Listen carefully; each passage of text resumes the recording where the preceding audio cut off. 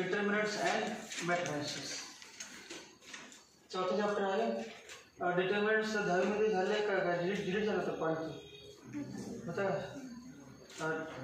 Cramer's rule. त्याला determinant म्हणायचं. Cramer's rule म्हणजे डिटर्मिनंट्स.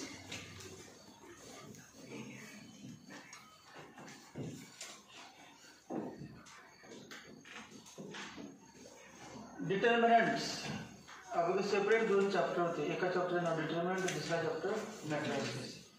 आणि डायरेक्ट म्हणजे 11वीमध्ये पण मॅट्रिसेस होता आणि डिटर्मिनंट, आणि 12वीमध्ये पण मॅट्रिसेस. आता काय केले या नवीन तुमच्या टेक्स्टमध्ये डिटर्मिनंट आणि मॅट्रिसेस दोन्ही एका चॅप्टरमध्ये आणि 12वीला पण मॅट्रिसेस आहे. डिटर्मिनंट्स आणि मॅट्रिक्समध्ये फरक काय ते कळलं. अगोदर डिटर्मिनंट बघायचं पण ना मॅट्रिक्स. डिटर्मिनंट म्हणजे बघा, determinant is arrangement of numbers in rows and columns. determinant म्हणजे काय, arrangement of numbers, नंबरचे अरेंजमेंट करायचे. arrangement of numbers in rows, आडवे असते त्यांना काय होते रो आणि उभे असते ना कॉलम. पिरियड टेबल मध्ये झालेच आहे. पिरियड टेबल मध्ये 7 पिरियड आहेत म्हणजे 7 रो आहेत आणि 18 कॉलम्स आहेत. ग्रुप 1 ग्रुप 2 असे नाही का 18 ग्रुप आहेत म्हणजे columns. Determinants and matrices. Determinant मध्ये बघा, determinant is represented by 2 vertical lines. Determinant is represented by 2 vertical lines. 2 उभ्या रेषा असतात. त्या 2 उभ्या रेषामध्ये समजा मी असलेलं ए बी सी आणि डी. आता काय जे म्हणतील मॉड्युलस ऑफ. मॉड्युलस काय संबंध नाही, कारण मॅट्रिक्समध्ये व्हेक्टरमध्ये मॉड्युलस म्हणून प्रॅक्टिस झाली असते. त्याला म्हणते मॉड्युलस ऑफ ABCD. मॉड्युलस म्हणजे ना डिटर्मिनंट ABCD म्हणायचं. Determinant ABCD. मग ए आणि बी जे 2 आहेत ते आडवे आहेत, याला म्हणायचं फर्स्ट रो. आणि सी आणि डी जे आडवे आहेत त्याला म्हणायचं सेकंड रो. Second row. त्यानंतर ए आणि सी उभे आहेत, याला म्हणायचं फर्स्ट कॉलम. First column. आणि हे जे आहे त्याला काय म्हणायचं सेकंड कॉलम. मग एवढं तर माहीत पाहिजे. मग किती कॉलम आहेत 2. टोटल स्क्वेअर तयार होते मग ABCD. हे जोडलं आपण स्क्वेअर तयार झाला. स्क्वेअर आणि स्क्वेअर रो मध्ये किती एलिमेंट आहेत, मग रो किती आहे सांगा. रो 2 आणि कॉलम किती आहे 2. मग 2/2 म्हणायचं. 2/2. It's order of determinant. Order of determinant. Order of determinant equal to 2/2. 2/2 ने लिहिता फक्त 2 लिहिता. 2 चा अर्थ काय, this is the determinant of order 2. वाचायचं कसं, दिस इज हे बघा असं लिहिलं 1 2 3 4. डिटर्मिनंट 1 2 3 4. त्याला म्हणजे this is determinant of order. Order of determinant किती, order of determinant equal to, त्याला डी नाव देतो, order of D equal to 2. याचा अर्थ काय 2 रो आणि 2 कॉलम. पण दुसरा आहे determinant of order 3. Determinant of order 3. Element किती सांगावे, एलिमेंट नंबर किती आहे, घटक किती आहे 1 2 3 4 4. मग 2/2 म्हणजे काय 2 × 2 4. 2 × 2/2 2 × 2 2 लिहिलं. 2 लिहिलं ऑर्डर लिहिलं. 2 × 2 4. किती एलिमेंट असतात 4. आता बघा दुसरं determinant of order 3. 3 row A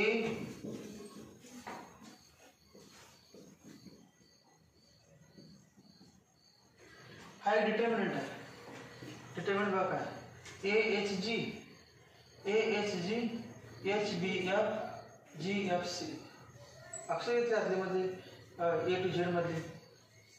ABC तर 3 घेतले ABC. नंतर बोललं ABCD नाही घेतलं D E ABCD E FGH मधले किती अक्षर सोडले ABC DE D आणि E सोडले FGH ABC FGH ABC FGH. किती रो आहेत बघा बरं. फर्स्ट रो त्या बघा बरं. सेकंड रो हा थर्ड रो नंतर हा फर्स्ट कॉलम, हा second column, column first column, second column आणि हा थर्ड कॉलम. कॉलमला असले तर C1 C2 C3 आणि रो लिहितात R1 R2 R3. रो कसं लिहितात? R1 म्हणजे फर्स्ट रो, R2 म्हणजे सेकंड रो, R3 म्हणजे थर्ड रो. C1 म्हणजे फर्स्ट कॉलम, C2 म्हणजे सेकंड कॉलम, C3 म्हणजे थर्ड कॉलम. एकूण किती रो आणि किती कॉलम आहेत? 3 रो आणि 3 कॉलम आहे. 3/3 म्हणायचं आणि इक्वल टू 9. टोटल एलिमेंट किती आहेत? घटक किती आहेत? 9. 3 स्क्वेअर म्हणतोय आपण. 3 स्क्वेअर इक्वल टू 9. मग काय होतं? 2 स्क्वेअर इक्वल टू 4. स्क्वेअर आहे 3/3 सेम टू सेम स्क्वेअर दिसते बघा. कंप्लीट केले की स्क्वेअर दिसते. याला याचं डिटर्मिनंट ऑफ ऑर्डर 3 आणि याचं नाव डिटर्मिनंट ऑफ ऑर्डर 2. मग आपल्याला expansion of determinant of order 3 हे आपण कुठे केलेलं आहे? व्हेक्टरमध्ये. त्यामुळे चॅप्टर नाही घेता तुमचं डिटर्मिनंट झालं आहे. मग आता एक्सपान्शन बघा.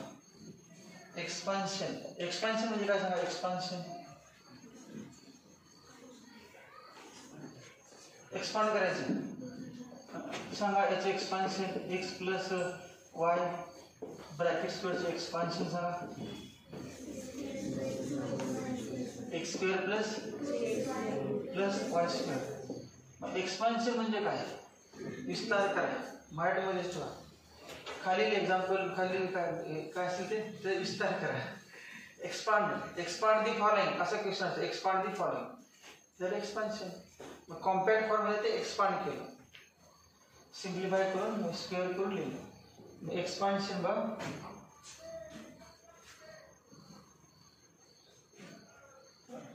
हे बघा याला म्हणतो A11 A11 वाचायचं दिसतं. This is element in first row and first column. हा पहिला रो दिसतो. साडा रो दिसत नाही म्हणजे रो मधला हा तर दिसते की नाही? रो रिकामा दिसणार कसं? हा पहिला रो आहे आणि फर्स्ट कॉलम मला याचे एच्या पायाशी A11. हा ए अजून पहिलाच आहे ना म्हणजे 1 2 A12 लक्ष द्या इकडेच. A13. आता काय नाही वाटणार अगोदर रो अगोदर लिहायची का कॉलम अगोदर लिहायची? तुम्हाला काय वाटतं? रोज अगोदर का लिहायची पद्धत आहे म्हणा. अगोदरच का लिहायचं काही कारण नाही. जे टेक्स्टमध्ये दिलं असते ते रो अगोदर आणि कॉलम सिम्बॉल त्यानुसार त्यामुळे तीच मेथड वापरायची सिम्प्लिफिकेशनसाठी. पहिला हे नाही 1 1 1 तेव्हामध्ये 1 1 का लिहिलं सांगा बरं? कारण हा फर्स्ट रो आहे म्हणून A1 आणि A11 हा कोण आहे? First row. A11 is the element. Element म्हणजे number in first row and first column. A12 is element in first row and second column. A13 is element in first row and third column. मग आता सांगा बरं ए कुठल्या row? Second row आणि first column. हे सांगा. Second row second column. हे second row third column. Second row first column. Second row second column. Second row third column. आता हे सांगा. Third row first column. Third row second column. Third row third column. या व्यक्तीने लिहायचं. Third row third column. हे symbol लिहिले. मग आता सिम्बॉल असं लिहितात डिटर्मिनंट आहे ना AIJ. आय म्हणजे काय सांगा? आय म्हणजे काय? हा कितवा रो? हा कितवा रो? हा कितवा रो? मग सांगा हा कितवा row?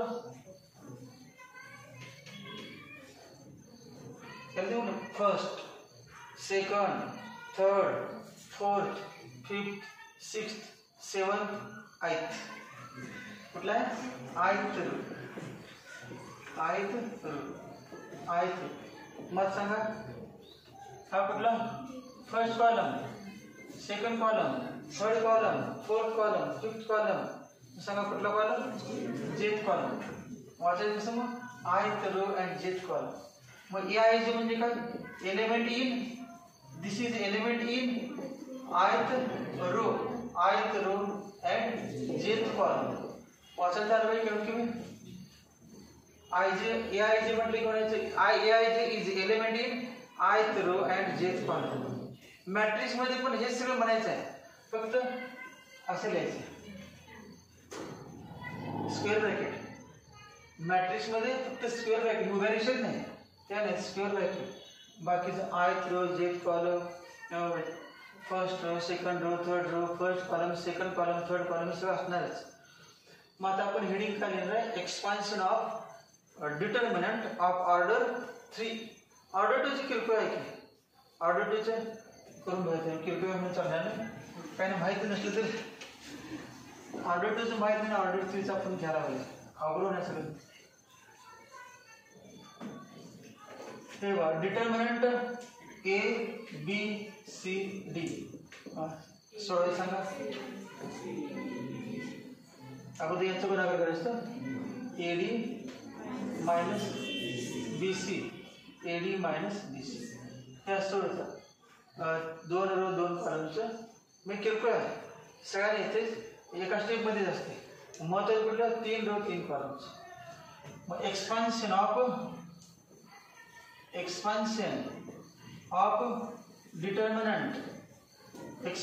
Determinant of order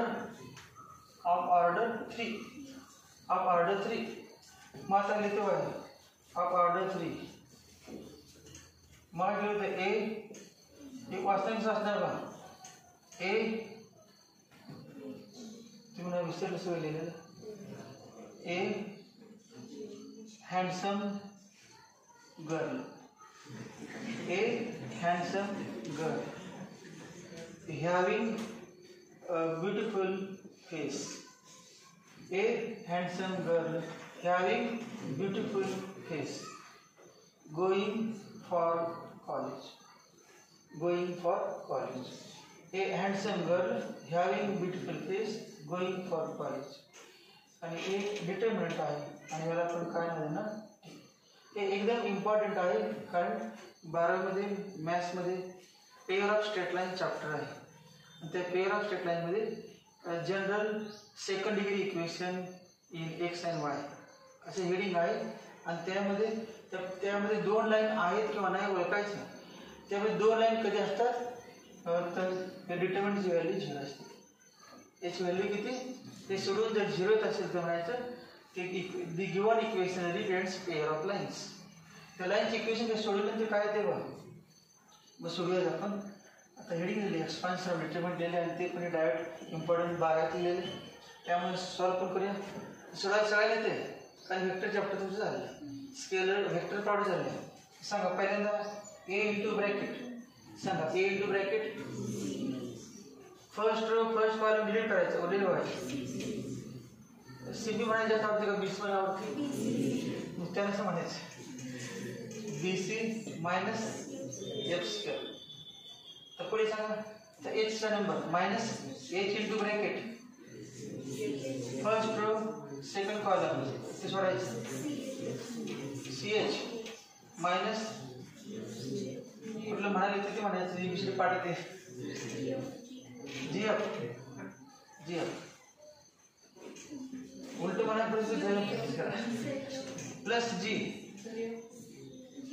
GF.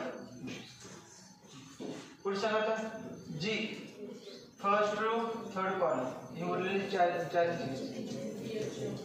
HF minus BG HF minus BG equal to 0. Therefore सांगा गुणाकार ABC minus AF square minus CH square plus alphabetic सांगा पहिल्या कुठल्या ABC कंपनी जात तिकडे कुठला बदल येते FGH FGH प्लस ABC मध्ये जाऊ पुन्हा minus BG square equal to 0.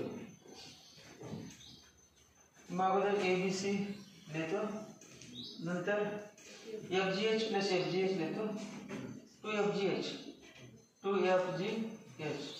Minus AF square minus BG square minus CS square equal to 0.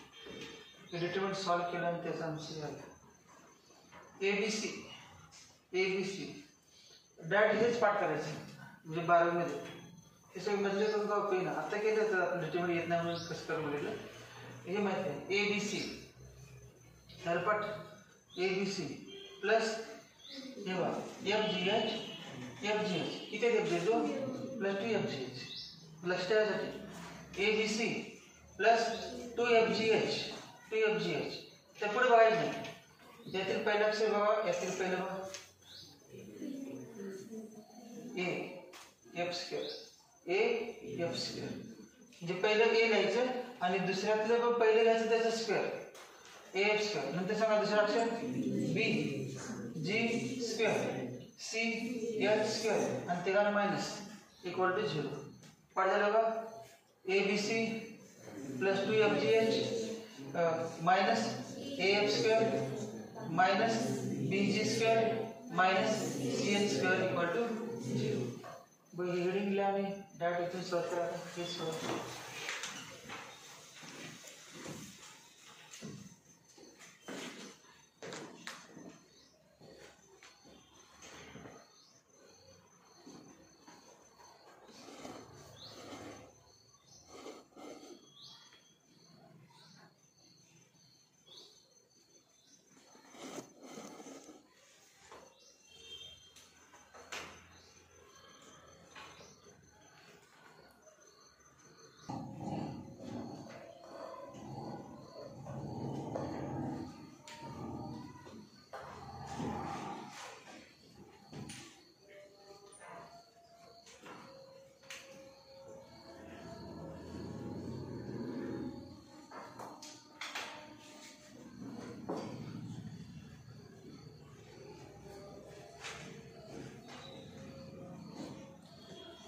दूसरा एग्जाम्पल है.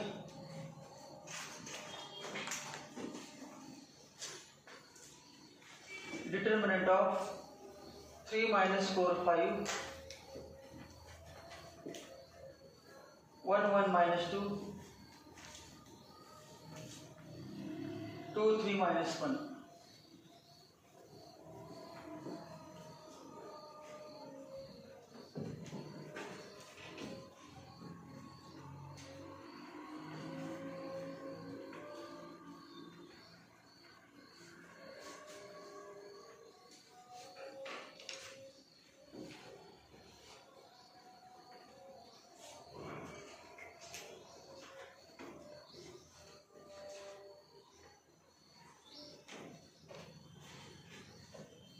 सोडा सगळ्यांनी.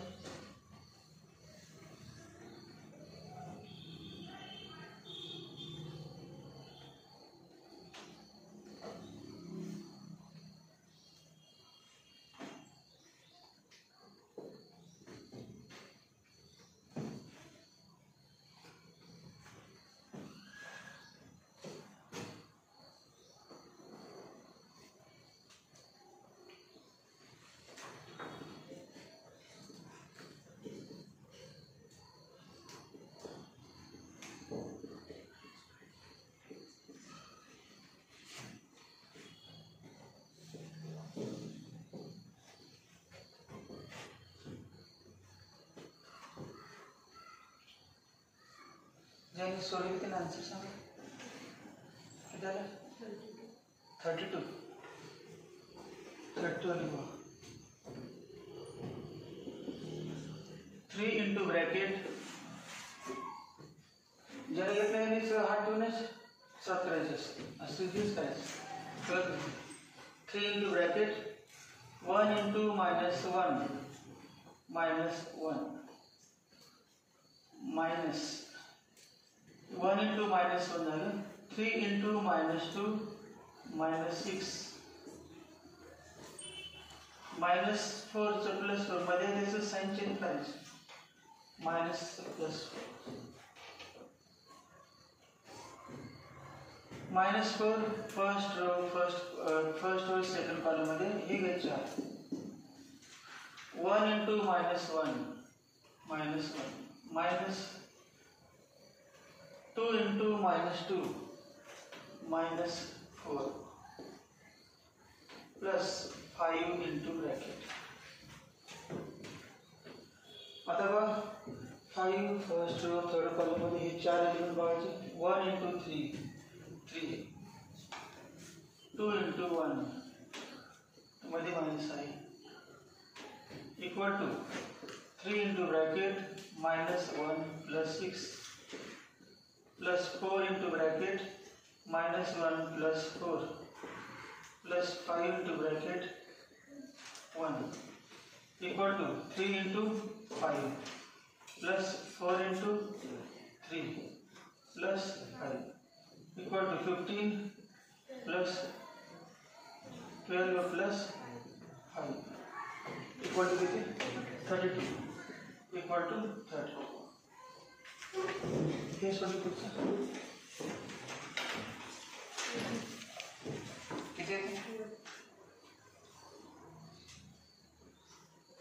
One.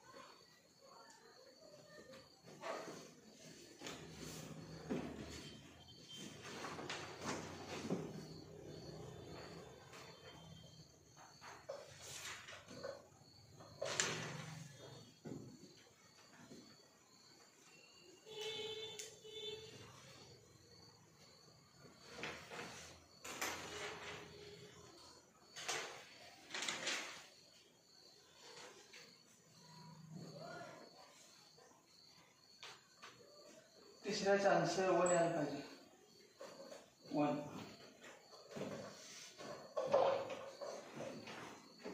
बघा त्यांचं आलेलं नाही तरी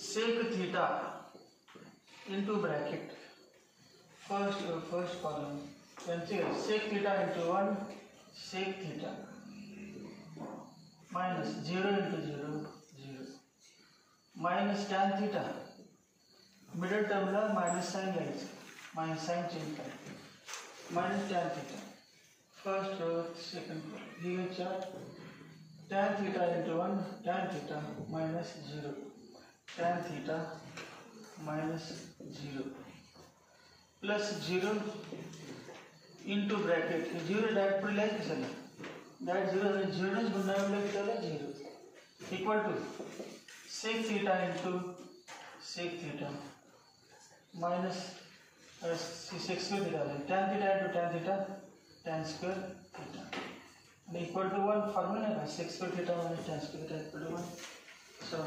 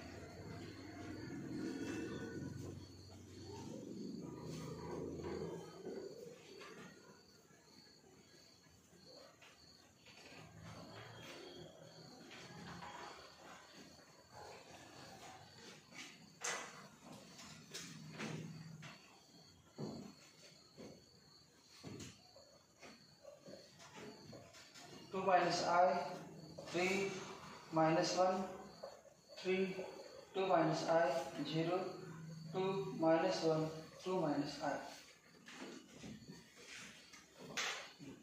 Go.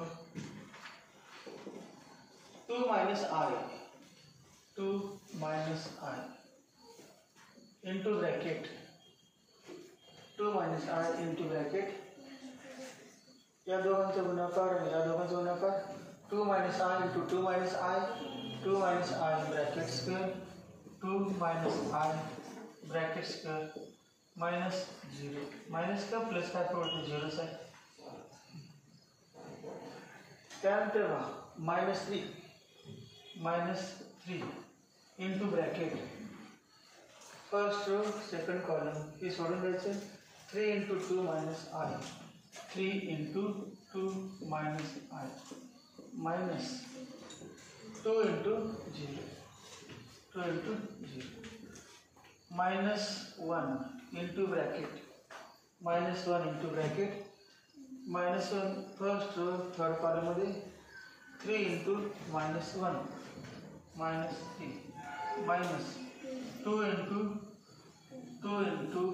2 minus I equal to 2 minus I into 2 minus I bracket square, 2 minus I bracket cube minus 3 into bracket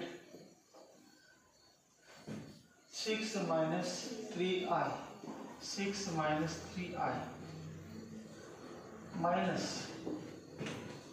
into bracket minus 3 minus 4 plus 2I plus 2I equal to 2 minus I bracket cube, cube से भाग apply 2 cube minus 3 2 square I plus 3 2 I square minus एक आड़े करते plus minus I cube minus 3 into 8 minus 18 minus 3 into 6 minus 18 minus 3 into minus plus 9I minus into minus plus simplify करता हूँ mistake minus 7 plus 2I equal to 8 minus 4 into 3 12I 6 I square म्हणजे काय -1 6 minus 6 पुढे सांगा काय I cube म्हणजे किती सांगा पाठ आहे मला minus I cube म्हणजे -I minus 18 plus 9I plus 7 minus 2I आता 8 minus 6 2 minus 18 minus 16 plus 7 minus 16 plus 7 किती minus 9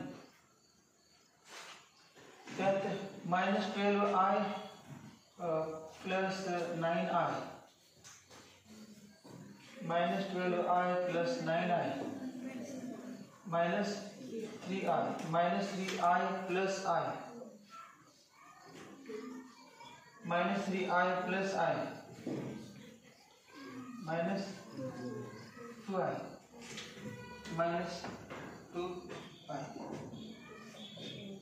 चुकले बेटा आंसर थे -9 -4I में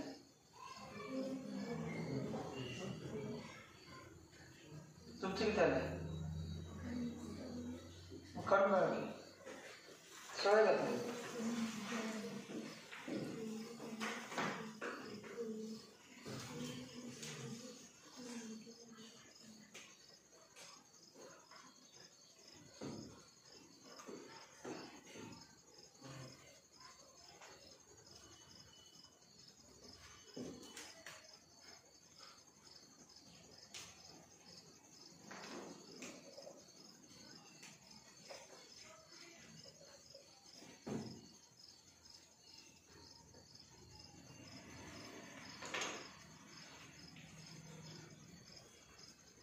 4 होती जाती है, ये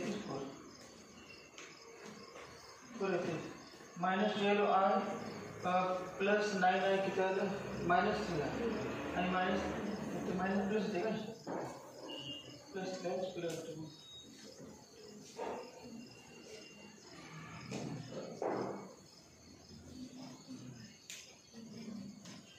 तेच बरोबर आपलं बरोबर होते का, बरोबर होते कुठं सगळं बघा, चेक करून बघा.